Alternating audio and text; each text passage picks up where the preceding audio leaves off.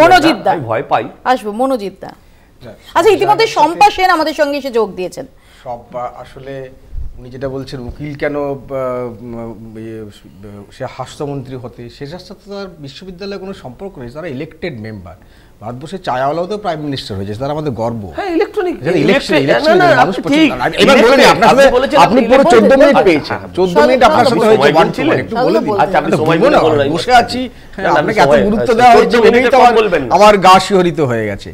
না, এই গল্পটা আপনি এখন চলছে যেটা আপনি দেখুন, ক্লাসিক্যাল এক্সাম্পল তো আমরা পাচ্ছি।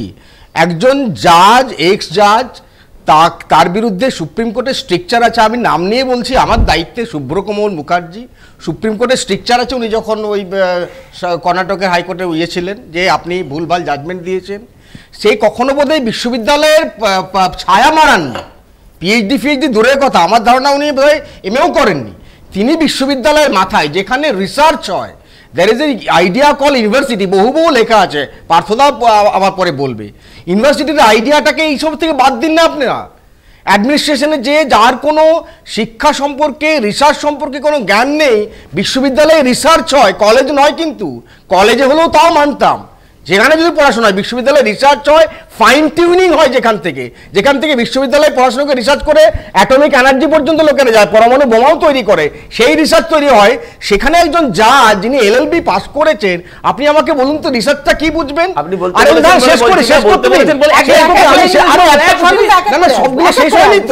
একজন আইপিএস অফিসার এখন আপনার এখান থেকে 4-5 কিলোমিটার দূরে আলিয়া বিশ্ববিদ্যালয়ে বসে আছেন একজন আইপিএস অফিসার, তিনি আবার এসেছেন অন্য রাজ্য থেকে।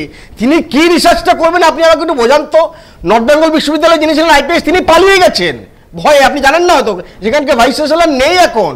আপনারা এদেরকে পিছন দিক দিয়ে ঢুকিয়েছেন, আমাদের যিনি মহামান্য আচার্য পিছন দিক দিয়ে ঢুকিয়েছেন, এখন সেটাকে ফর্মালাইজ করতে যাচ্ছেন, সেটাকে আপনারা আইন করতে যাচ্ছেন। এই ড্রাফটটা গতকালকে এসছে, সর্বস্তরে প্রতিবাদ হবে, সব জায়গা থেকে প্রতিবাদ হবে। আর একটা কথা, আপনি শিক্ষামন্ত্রীর কথা বলেছেন, নাট্যকার, শিক্ষামন্ত্রীর বই বিদেশে পড়ানো হয়, 22টা বই আছে, সাহিত্য একাডেমি পাওয়া, তিনি অধ্যাপক ছিলেন, এটা আপনি জানুন। এই নাট্যকারটা বাদ দিন, নাট্যকারটা ওনার একটা পরিচয়, ওনার অনেকগুলো পরিচয় আছে। আমরা চাইলে বইটা দেখিয়ে দেবো, এটা বলবেন না, এগুলো বলবেন না।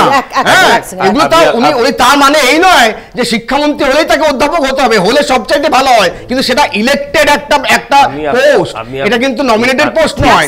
শিক্ষার একটা আলাদা পোস্ট, যেখানে শিক্ষাবিদরাই থাকবে, যুগ যুগ ধরে আসছে।